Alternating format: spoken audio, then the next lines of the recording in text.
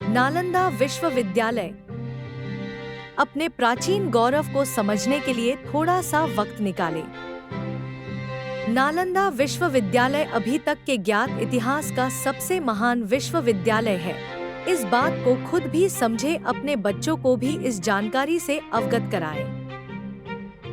आज भले ही भारत शिक्षा के मामले में 191 देशों की लिस्ट में 145वें नंबर पर हो, लेकिन कभी यही भारत दुनिया के लिए ज्ञान का स्रोत हुआ करता था।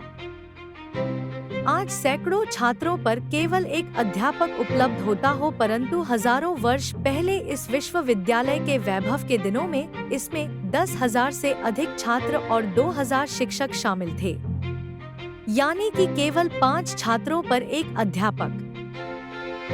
नालंदा में 8 अलग अलग परिसर और 10 मंदिर थे, साथ ही कई अन्य मेडिटेशन हॉल और क्लासरूम थे। यहाँ एक पुस्तकालय 9 मंजिला इमारत में स्थित था, जिसमें 90 लाख पांडुलिपियों सहित लाखों किताबें रखी हुई थी।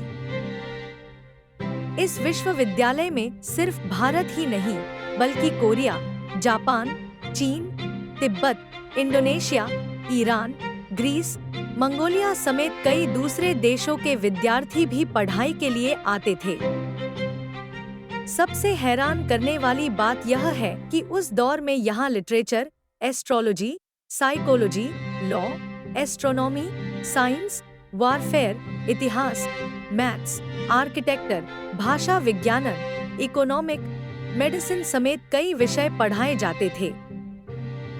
इसका पूरा परिसर एक विशाल दीवार से घिरा हुआ था, जिसमें प्रवेश के लिए एक मुख्य द्वार था।